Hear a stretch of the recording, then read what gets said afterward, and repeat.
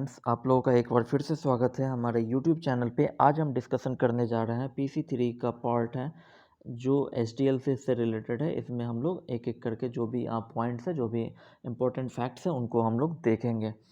ये हमारा PC3 का पार्ट है।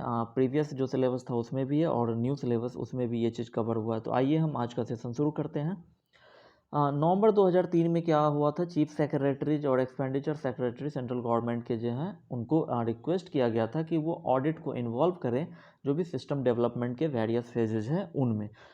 इसके परिणाम स्वरूप क्या हुआ कि जो स्टेट गवर्नमेंट थे, है ना, उन्होंने रिक्वेस्ट किया एजी को to be involve in the development of specific system. जो स्पेसिफिक सिस्टम का डेवलपमेंट है उसमें इन्वॉल्व होने के लिए एजी को रिक्वेस्ट किया। किसने?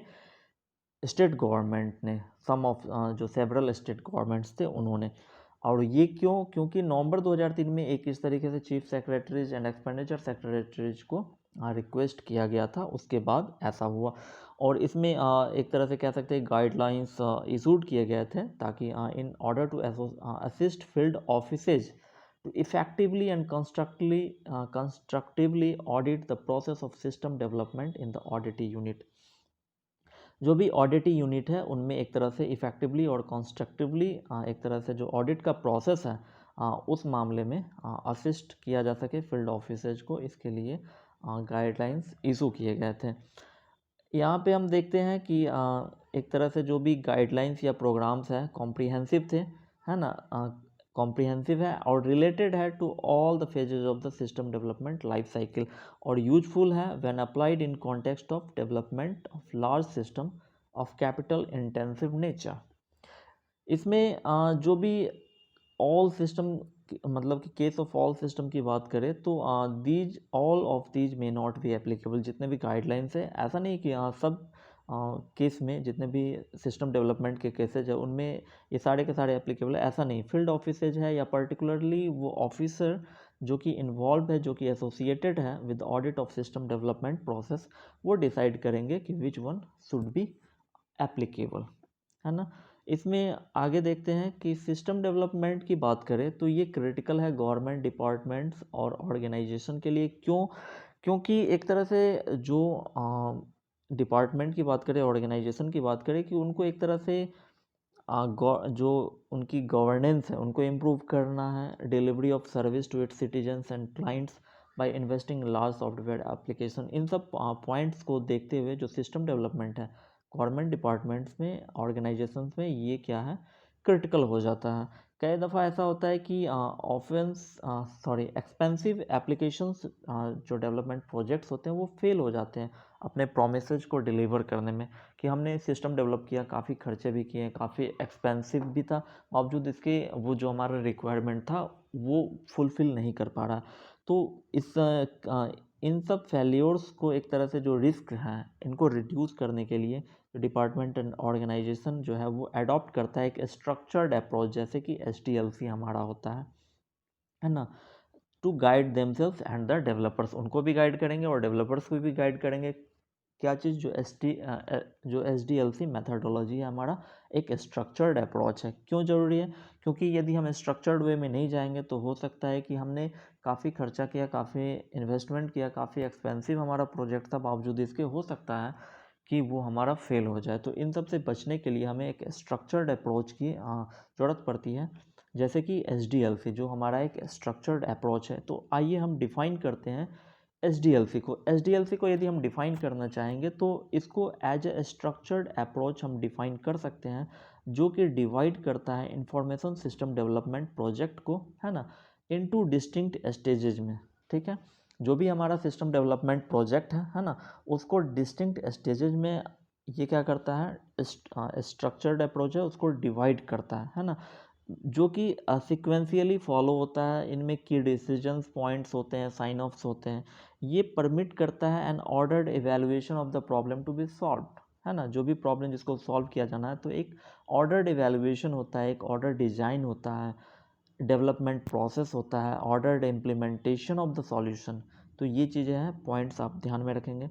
जो फाइनल स्टेज हमारा होता है वो मैनेजमेंट फीडबैक के लिए होता है and control through a post installation evaluation. तो SDLC का डेफिनेशन है, इसको आप लोग ध्यान में रखेंगे। इन प्रैक्टिस क्या होता है कि जो process of development of any system की बात करें, इन प्रैक्टिस की बात करें, tends to take an unstructured path. Structured नहीं होता है, वो अनस्ट्रक्चर्ड पाथ होता है। इससे क्या होता है कि जो प्रॉब्लम्स एक तरह से होते हैं that might not have been anticipated earlier, पहले उसको एंटिसिपेट नहीं किया जा सकता। परिणाम स्वरूप क्या हो सकता है कि हमने हो सकता है कि पहले ये चीज़ किया हो, फिर से हमें वो दोबारा करना पड़ जाए। तो ये चीज़ है क्यों, जैसे कि अदर इसमें सॉरी, ठीक है, कि हमने इस तरीके से एंटिसिपेट प्रॉब्लम क्या हो सकता है ये एंटिसिपेट नहीं किया क्योंकि अनस्ट्रक्चर्ड है ना। तो हमें फिर से एक तरह से हम कंपेल हो जाएंगे, है ना, कि जो रिट्रेस करे some of the routes already trodden, जो पहले हमने एक तरह से जिस रास्ते को फॉलो किया हो सकता है कि उसे फिर से फॉलो करना पड़े, है ना। तो यदि स्ट्रक्चर नहीं होगा तो ये सब प्रॉब्लम्स हमें होंगे। इसमें आप कुछ मैथडोलॉजी है जो कि आप ध्यान में रख सकते हैं, लाइक रैपिड एप्लीकेशन डेवलपमेंट है, जॉइंट एप्लीकेशन डिजाइन मैथडोलॉजी है, सॉफ्ट सिस्टम मैथडोलॉजी है, etc often are combined with structured system development process. आगे इसमें देखते हैं कि ऑडिट को ग्रेट केयर रखना चाहिए जब वो खुद को एसोसिएट कर रहा है विथ सच सिस्टम्स जहाँ की डेवलपमेंट मेथोडोलॉजी जो है वो डिस्टिंक्टली डिसर्निबल है ना। तो जो भी सिस्टम्स हैं उसको खुद ऑडिट को उसके साथ एसोसिएट करने में इन केयर करना चाहिए। क्यों? क्योंकि मान के चलो कि यदि जो मेथोडोलॉजी अडॉप्ट किया गया वो प्योरली एडहॉक है ना, प्योरली एडहॉक बेसिस पे है, मेथोडोलॉजी को अडॉप्ट किया गया, कोई क्लियर स्ट्रक्चर नहीं है, कोई एडक्वेट डॉक्यूमेंटेशन नहीं है, तो क्या होगा, it would be extremely risky. ये जो है ऑडिटर के लिए या जो भी ऑडिट टीम है उसके लिए रिस्की हो जाएगा कि वो उस सिस्टम पे कोई कमेंट करे। क्यों? क्योंकि ऐसा मेथोडोलॉजी अडॉप्ट किया गया जो प्योरली एडहॉक बेसिस पे था, है ना, और उसमें कोई क्लियर स्ट्रक्चर नहीं था, कोई डॉक्यूमेंटेशन नहीं था, तो उनके लिए भी दिक्कत होगा कि वो एक तरह से कंफर्म होकर के कमेंट्स नहीं कर सकते हैं। तो ये थोड़े से डाउट्स रहेंगे उनके पास, तो ये चीज़ है उनमें, तो ऑडिट को ये चीज़ ध्यान रखना चाहिए। When audit is involve in the system development phase, है ना, जब वो सिस्टम डेवलपमेंट फेज में इन्वॉल्व है तो it should not take up the role of as a consultant का रोल नहीं होगा, इंटरनल ऑडिटर के रूप में उसको टेकअप नहीं किया जाना चाहिए, बट शुड रिमेन अ कीन ऑब्जर्वर, उसको एक ऑब्जर्वर के रूप में रहना चाहिए, और जो भी फाइंडिंग्स हैं उसको रिपोर्ट किया जाना चाहिए फ्रॉम टाइम टू टाइम। किसको रिपोर्ट करेंगे? तो जो मैनेजमेंट लेवल पे जो भी अप्रोप्रिएट लेवल ऑफ मैनेजमेंट है उनको, ताकि वो फर्दर नेसेसरी एक्शन कर सके।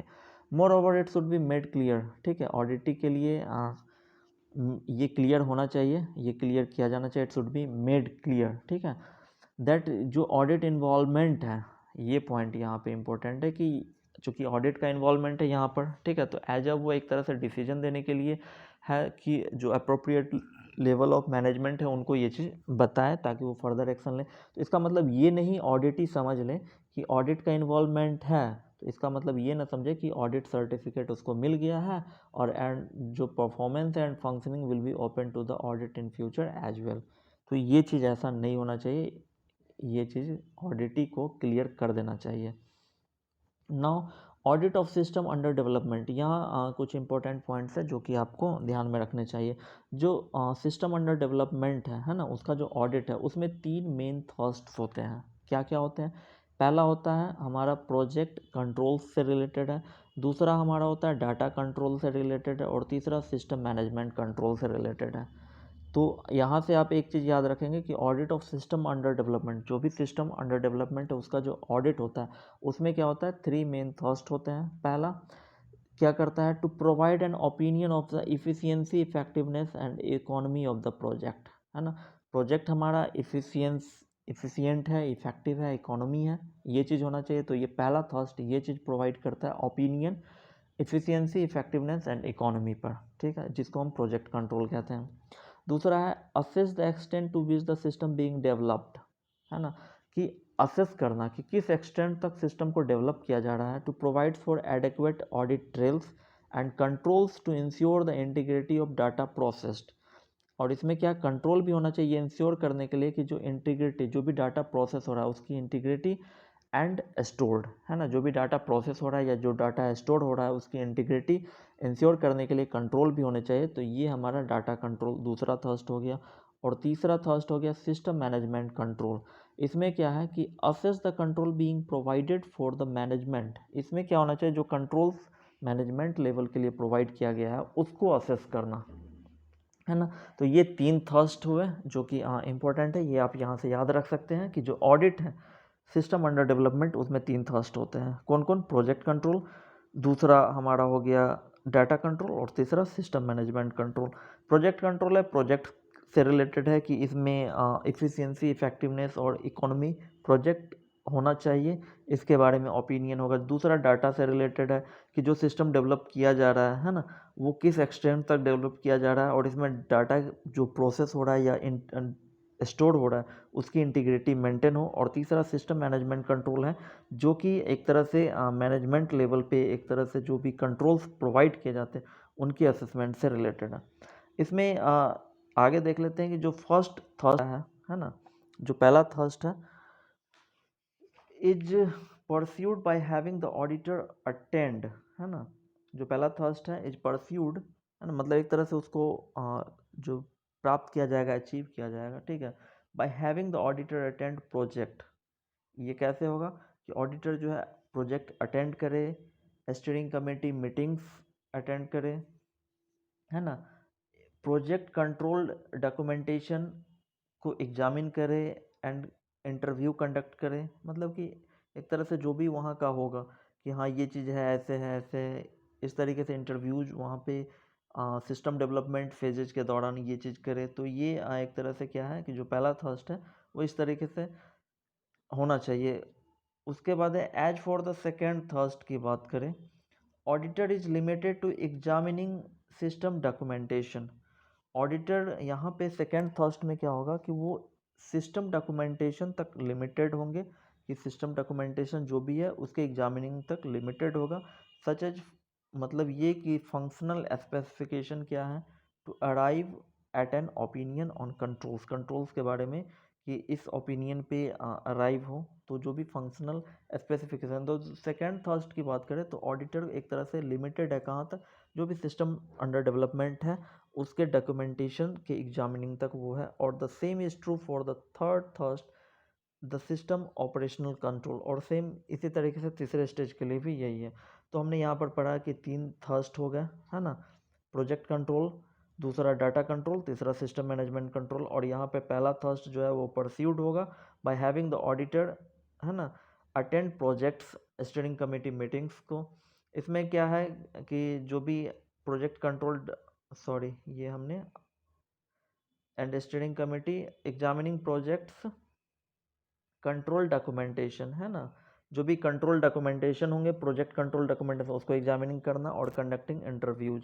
तो ये हमारा जो इंट्रोडक्शन का पार्ट था एसडीएलसी से रिलेटेड था, इसको आप लोगों ने देखा। नेक्स्ट वीडियोज में हम जो फेजेज है, जो हमने पहले पढ़ा था कि जो हमारा स्ट्रक्चर्ड अप्रोच होता है, एसडीएलसी एक स्ट्रक्चर्ड अप्रोच है जो एक तरह से क्या करता है कि उसको स्टेजेज को एक तरह से, जो सिस्टम डेवलपमेंट है उसको डिस्ट्रीब्यूट कर देता है, उसको कई स्टेजेज में डिवाइड कर देता है। तो हम उन सब स्टेजेज को एक एक करके देखेंगे, है ना। उसमें हम एक ओवरव्यू देना चाहेंगे आप लोगों को। तो जो हमारे पास स्टेजेज हैं वो या फेज है हमारे पास, वो टोटल 7 फेज है।